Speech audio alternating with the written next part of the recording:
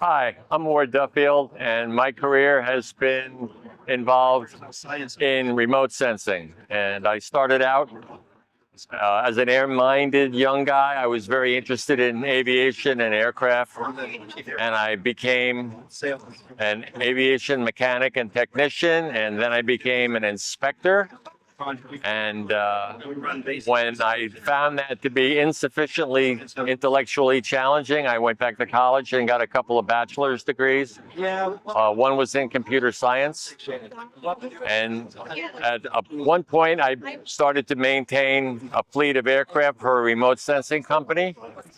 And then I would go out on the road during data collection missions and keep the airplanes serviceable so that we could meet our deadlines. And eventually I became an operator and operated hyperspectral equipment.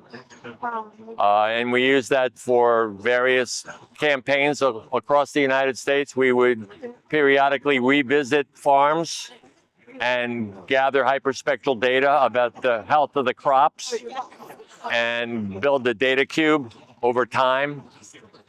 And then we started working internationally. I worked in Mexico and I worked in Brazil. We built remote sensing systems for DLR in Germany, and we built systems for NASA. We built systems for the North Sea Directorate, which monitored pollution of the North Sea.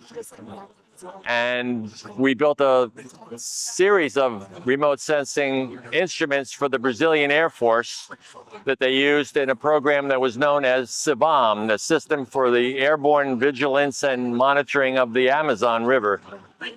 And I traveled to Brazil and operated the equipment down there and trained Brazilian personnel on how to operate and maintain the equipment.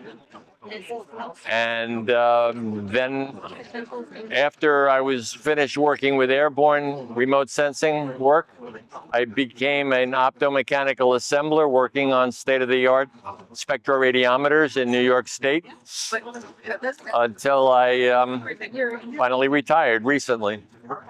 And I want to try to promote everybody's interest in science. The world needs concerned and involved people who have a background in STEM so that we can keep an eye on our Earth and take good care of it and know what's going on exactly. I think mathematics is very important to pursue because the more sophisticated you become manipulating data, the more information you're able to obtain. I mean, there's people today who are gifted mathematicians and they've been able to obtain data from, an example would be spot data from one of the earliest Earth observation satellite systems in the early 1970s. And there was data in that data, there was information captured that the people that designed the satellites had no idea they were getting. And the people that first used that data had no idea the information was there.